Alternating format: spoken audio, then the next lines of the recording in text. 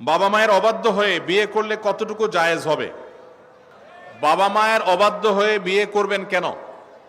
বাবা মারা যারা এখানে আছেন, আপনাদেরকে বলতেছি, চাচারা যারা আছেন, পর্দার আড়াল থেকে চাচিরা যারা শুনছেন, ছেলে মেয়ে বিয়ের উপযুক্ত হওয়ার পর তথাকথিত পায়ে দান ও অজুহাত করে নাম করে ছেলে মেয়েকে বিয়ে দিতে দেরি করবেন না। পোলাপানের আওয়াজ শুনে হলেও কিছুটা বোঝার চেষ্টা করেন।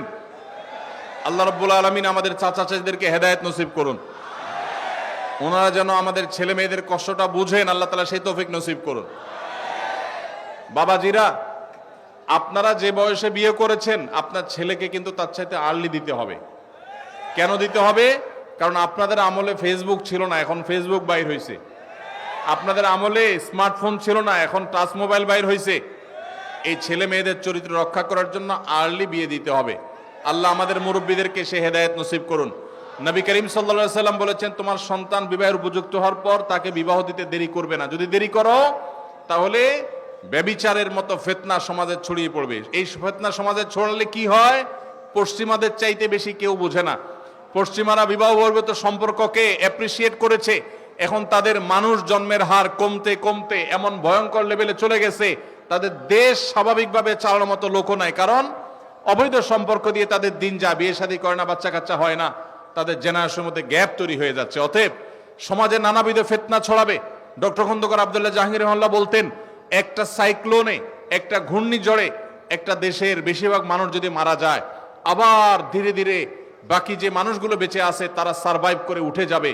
কিন্তু ব্যভিচার যদি একবার ছড়িয়ে পড়ে পৃথিবীতে, ঘরে ঘরে যদি ব্যভিচার এটা শুরু হয়ে যায়, বিবাহকে যদি নিরুৎসাহিত করা হয়, তাহলে সেক্ষেত্রে মানুষের জন্ম এটা বন্ধ হয়ে যাবে এবং মানব সভ্যতা পৃথিবী থেকে হারিয়ে যাবে। এই জন্যই ব্যভিচারের শাস্তি ইসলামের সবচেয়ে কঠিন এবং সবচেয়ে নির্মমভাবে এই শাস্তি, সবচেয়ে কঠোর শাস্তি দেওয়ার কথা বলা হয়েছে। এই জন্য ভাইরা আমার, মুরব্বীদের যারা আছেন তাদের বলছি, আপনার সন্তান যদি খারাপ পথে যায়, হারামের পথে যায়, আপনার অবহেলার কারণে আপনি তাকে বিবাহ দিতে দেরি করেন, তাহলে আল্লাহর কাছে সন্তানও দায়ী থাকবে, আপনিও দায়ী থাকবেন। আর সন্তানরা যারা চিল্লাচিল্লি করছেন, ঠিক ঠিক করে বলছেন, আপনারা এই সমস্ত ঠিক ঠিক না করে কাজ কাম শুরু করে দেন। নিজেরা বেকার বসে থাকবেন, আর এদিকে বাপ মারে বিয়ে দেওয়ার জন্য আমার চিরকুট ধরা দিবেন। এটা তো কোনো সমাধান হতে পারে না। সবাই কাজ করবেন বেশি করে ইনশাআল্লাহ, আবার দোয়াও করবেন। ছাত্র অবস্থায় বিয়ে করা যাবে কিনা? সমস্যা কি? ছাত্র অবস্থায় আপনি টিউশনি করে বিভিন্নভাবে উপার্জন করতে পারবেন কি পারবেন না? তো যদি উপার্জন করতে পারেন তাহলে বিয়েও করতে পারবেন ইনশাআল্লাহ। আল্লাহ তাআলা আমাদের মুরব্বীদের মনের মধ্যে সুমতি দান করুন। আর যারা আপনারা আছেন আমাদের যুবক ভাইরা, আপনাদেরকে বলবো, যতদিন বিয়ে করার সামর্থ্য আল্লাহ দিচ্ছেন না, ততদিন পর্যন্ত নিজেকে সংযত রাখতে হবে। হারাম সম্পর্কে জড়ানো যাবে। যতদিন পর্যন্ত আর্থিক সঙ্গতি হয় না, ততদিন পর্যন্ত সবর করতে হবে। নবী সাল্লাল্লাহু আলাইহি ওয়াসাল্লাম বলেছেন, ইয়া মা'আশারাশ শাবাব মান ইসতাতাআ মিনকুমুল বাআতা ফালইয়াতাযাওয়াজ ওয়া মান লাম ইসতাতি ফাআলাইহি বিস-সাওম। হে যুবকরা, তোমাদের যাদের বিবাহ করার সামর্থ্য আছে, আর্থিক সঙ্গতি আছে, তারা বিবাহ করো। যাদের আর্থিক সঙ্গতি নাই তারা যেন রোজা রাখে, নিজেকে সংবরণ করে, সবর করে। অতএব যুবক ভাইরা, চরিত্রকে হেফাজত করতে হবে।